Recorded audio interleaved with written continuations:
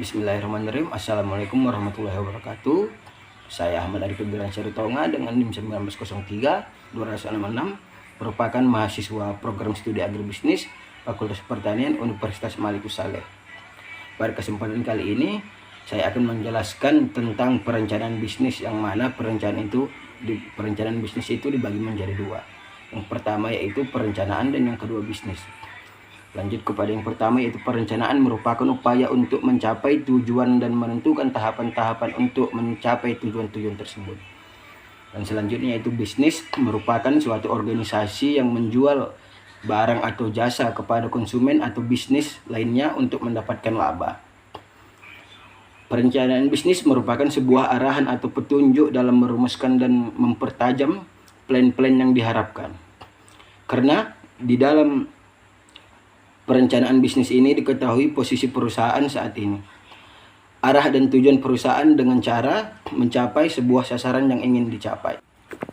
Menurut Early Sandi, perencanaan bisnis merupakan sebuah proses dalam menentukan organisasi dan menjanjikan strategi taktik dan operasi yang dibutuhkan secara jelas agar bisa mencapai tujuan organisasi secara penuh. Selanjutnya yaitu tujuan perencanaan bisnis. Tujuan perencanaan bisnis ini terbagi kepada 4 poin. Yang pertama yaitu beradaptasi dan mengantisipasi berbagai perubahan yang terjadi.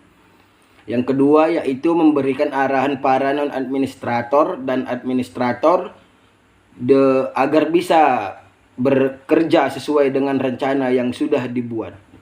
Yang ketiga yaitu meminimalisir adanya risiko tumpang tindih dan pemborosan dalam pelaksanaan kerja.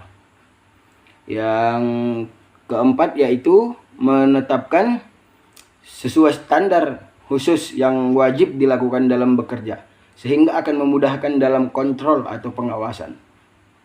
Yang selanjutnya yaitu ada tipe-tipe perencanaan bisnis. Yang pertama yaitu tipe perencanaan operasional. Tipe perencanaan operasional ini merupakan tipe perencanaan bisnis yang bisa memberikan gambaran jelas tentang bagaimana sebuah perusahaan berjalan. Yang kedua yaitu perencanaan strategik. Perencanaan strategik merupakan perencanaan bisnis yang terdiri dari langkah-langkah strategis yang disusun untuk mencapai tujuan bisnis. Tipe perencanaan ini juga krusial karena bisa menentukan keputusan untuk jangka panjang, seperti nilai-nilai perusahaan, visi perusahaan, dan lain sebagainya. Yang selanjutnya itu ada perencanaan taktis. Perencanaan taktis merupakan atau berguna untuk merealisasikan strategi usaha yang telah kita rencanakan sebelumnya. Contohnya yaitu strategi pemasaran.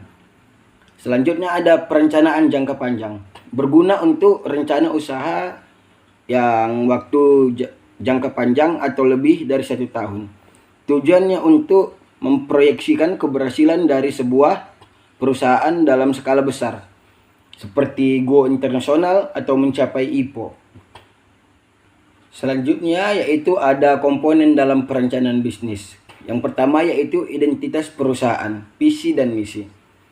Dalam komponen perencanaan bisnis yang perlu dimasukkan adalah identitas, seperti nomor akta pendirian, izin, nama pendiri, dan lain sebagainya. Mencantumkan identitas bagi kita itu perlu agar pembaca dan investor mengetahui kalau bisnis kita ini berdiri dan dilindungi undang-undang. Yang kedua yaitu ada gambaran umum bisnis. Gambaran umum bisnis ini juga perlu kita masukkan. Gambaran umum bisnis ini meliputi jenis produk, bidang industri, orientasi, dan value bisnis. Hal ini bertujuan agar pembaca bisa mengetahui profil dan bisnis kita. Yang selanjutnya ada target pasar. Target pasar juga penting untuk membuat pembaca paham bahwa bisnis kita memiliki sasaran yang tepat.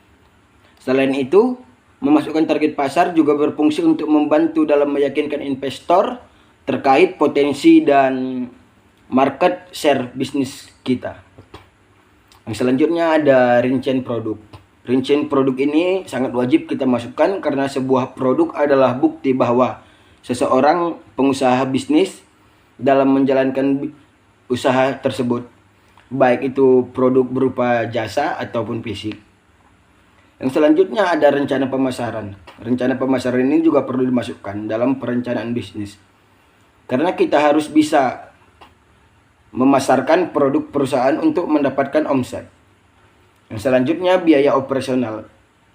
Sama halnya seperti perencanaan lainnya, biaya operasional ini juga perlu dimasukkan atau dicantumkan.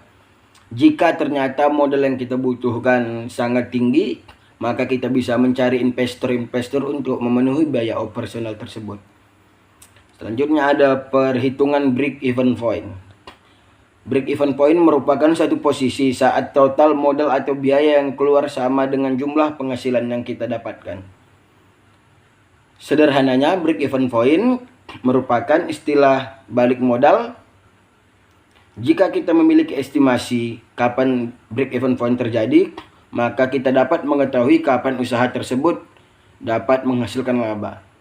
Break-even point juga bisa berperan sebagai dasar pertimbangan untuk investor yang akan mendanai usaha kita. Selanjutnya ada probabilitas. Probabilitas adalah seperti yang kita ketahui, tujuan dari menjalankan suatu usaha adalah agar mendapatkan keuntungan sebanyak-banyaknya. Nah, dengan menyusun rencana usaha, maka kita bisa menghitung perkiraan profitabilitas perusahaan. Analisa persaingan dan strategi. Komponen perencanaan usaha yang terakhir yaitu analisa untuk persaingan dan strategi. Hal ini merupakan salah satu hal yang penting dalam proses bisnis. Melakukan analisa pesaing penting untuk dilakukan karena bermanfaat untuk menyusun rencana strategi untuk memenangkan kompetisi dengan kompetitor. Dalam kesempatan kali ini, inilah yang bisa saya sampaikan. Kurang dan lebihnya saya mohon maaf. Wabillahi taufiq wal hidayah. Wassalamualaikum warahmatullahi wabarakatuh.